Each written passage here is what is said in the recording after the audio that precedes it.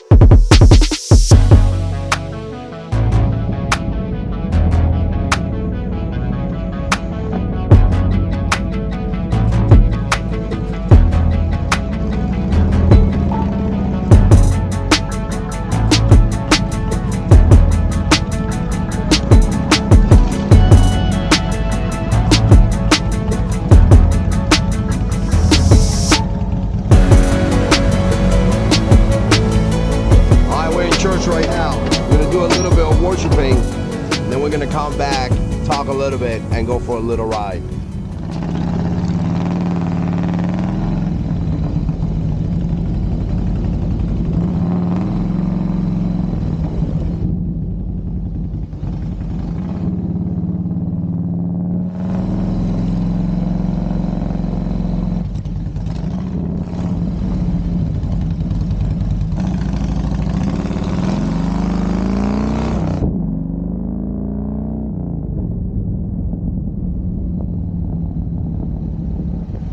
Church was awesome. Really good. I connected with a guy named Matt, and I'm gonna help him do some stuff for church, which is always a blessing.